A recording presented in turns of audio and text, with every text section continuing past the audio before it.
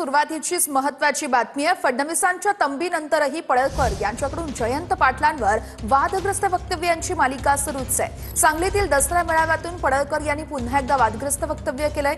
जयंत पाटील राजाराम बापूंची औलाद नाही असं बोललो होतो, हे खरं आहे। मी जे बोललो ते कधीच माघारी घेत नाही असं वक्तव्य पडळकरांनी केलंय।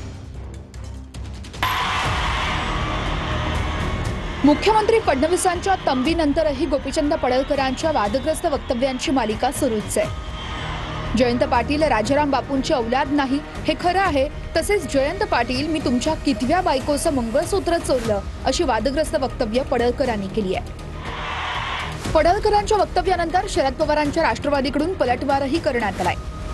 मी बोललो ही गोष्ट खरी आहे की अमुक अमुक यांची तुम्ही औलाद आहे असं मला वाटत नाही। अरे पण तुम्ही त्याचा गैरअर्थ का घेताय? पूर्वी लोक दत्तक पण घेत होती ना जुन्या काळामध्ये। देवेंद्रजींनी मागच्या वेळेस म्हटले की आम्ही त्यांना समज दिली, ते पुन्हा म्हणले की मी माझ्या वक्तव्यावर ठाम आहे, मी माफी मागत नाही। याचा अर्थ काय?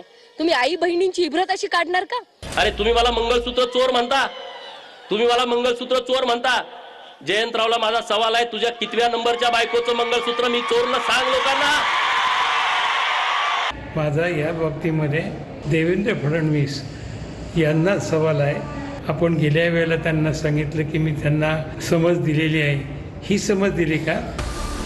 भाजप प्रवक्ते नवनाथ वन यांनी पडळकरांच्या वक्तव्याची पाठराखण केली आहे। या देशाला जी एक महान परंपरा होती बरं का, स्वच्छ निर्मळ राजकारणाची, ती गेल्या 10-11 वर्षामध्ये नष्ट झालेली आहे महाराष्ट्रात आणि देशामध्ये। ज्या पद्धतीनं गोपीचंद पडळकर यांचा एकेरी उल्लेख करून त्यांना शिवीगाळ करण्याचं काम गेल्या काही दिवसांपासून मोर्चाच्या माध्यमातून काही नेते करत होतात आणि त्याला प्रत्युत्तर म्हणून गोपीचंदजी पडळकर अशा पद्धतीचे प्रत्युत्तर म्हणून शब्द वापरत असतील तर त्यामध्ये काहीही चूक नाही। ज्येष्ठ नेत्यांचा सन्मान जर राखला जात नसेल तर कुठेतरी येत्या काळामध्ये निवडणुकांमध्ये सर्वसामान्य जनतेला उत्तर दिल्याशिवाय स्वस्त बसणार नाही। महाराष्ट्राचं राजकारण असंस्कृत पातळीवर आणून ठेवण्याचं काम करण्याचं सर्वाधिक वाटा कोणाचा असेल तर तो पहिला उद्धव ठाकरेंचा आहे, आणि जातीयवादी राजकारण करण्याचं वाटा जो आहे तो शरद पवारांचा।